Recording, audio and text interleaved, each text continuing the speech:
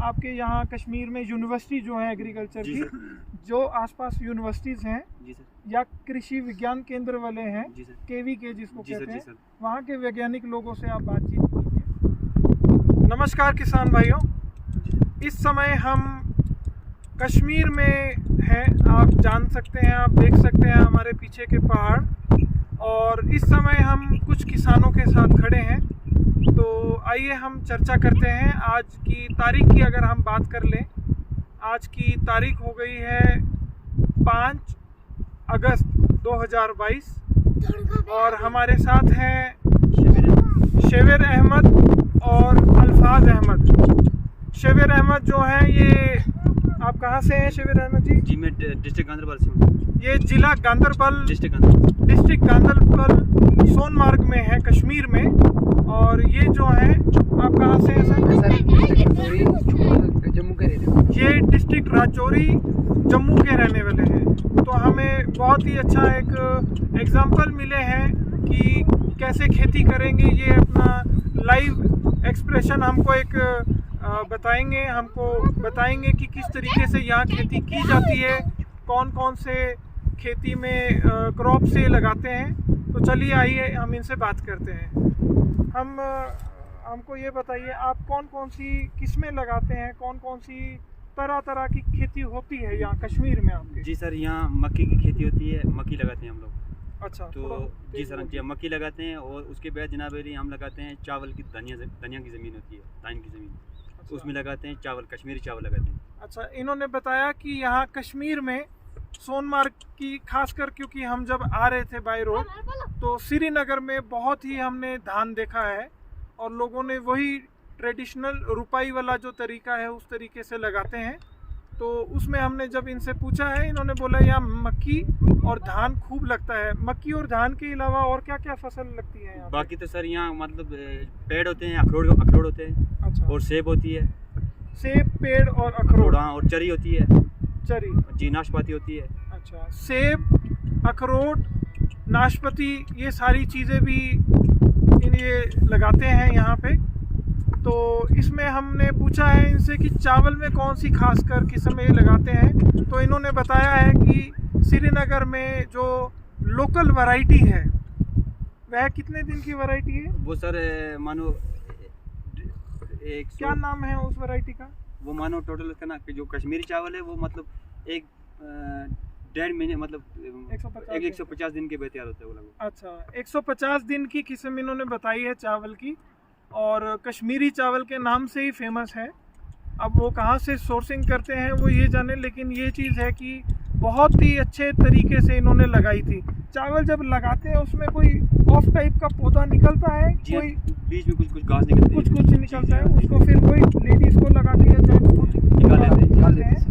ठीक है, वही तरीका है। और कितना पैदावारी लगभग निकलता है इसका? ये तो सर चावल नहीं निकलता होगा थोड़ा? जी, थोड़ा चावल कम में निकलते हैं। और यहाँ मतलब राजमा लगाते हैं, दाल लगाते हैं, दाल और राजमा लगाते हैं यहाँ पे। और कश्मीर में राजमा भी लग रहा है आज की डेट में, दाल भी लग रही है, चावल भी लग रहा है, और उधर से उन्होंने मक्का भी बताया है।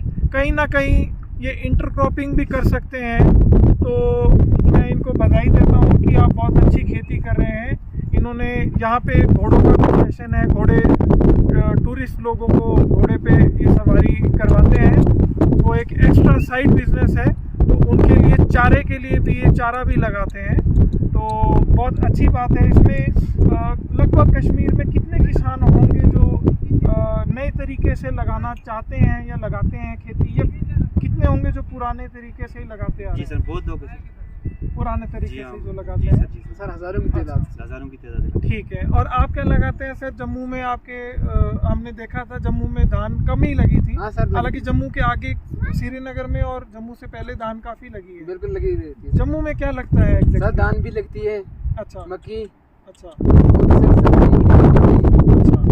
लोकल जो आप वही बेच लेते हैं? हम वही। अच्छा, आप राजमा मक्की वगैरह कैसे फिर बेचते हैं? लोकली बेच देते हैं मार्केट में? जी सर, वो लोकली होती है। वो जो लगभग राजमा है वो मेरे 500 रुपये में ट्रक है, 5 kg। 100 रुपये में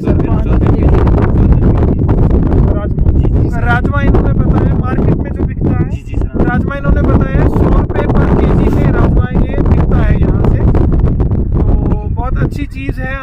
सीखने को मिला है कि किस तरीके से ये नई नई क्रॉप्स यहाँ पे लगाते हैं। यहाँ का जबकि वेदर कंडीशन की अगर हम आपको बात बताएं तो लगभग 6-6 फुट की बर्फ रहती है यहाँ पे। जी सर। या सारे hotel tourism completely shut down हो जाता है कुछ महीनों के लिए।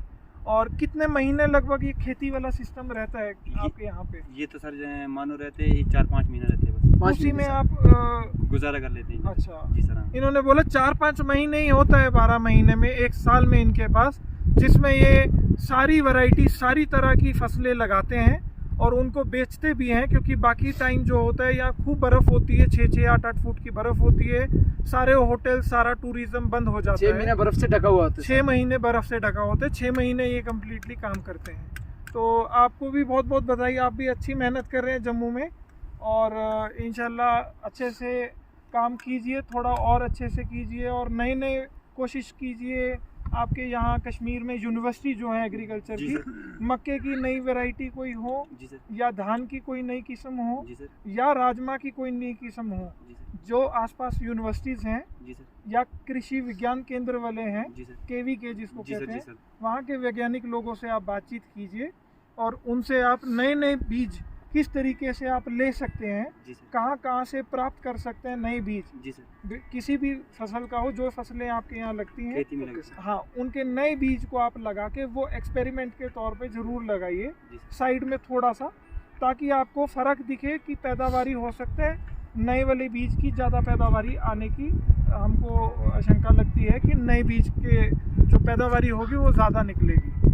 तो इसी के साथ हम इन दोनों भैया का शुक्रिया करते हैं हमारे साथ टाइम देने के लिए और आप सबको भी बहुत बहुत ढेर सारी शुभकामनाएं। आप भी बहुत अच्छी से मेहनत कर रहे हैं। इस समय धान का सीज़न चल रहा है हमारे हरियाणा और पंजाब में और यूपी में, तो आप सब भी बहुत ध्यान रखें। मौसम का भी आपको मालूम है, थोड़ा बीच बीच में बारिश हो रहा है काफ़ी, तो उसमें कैसे दवाई डालना है आप हमको संपर्क भी कर सकते हैं। सबको ढेर सारी शुभकामनाएं। नमस्कार।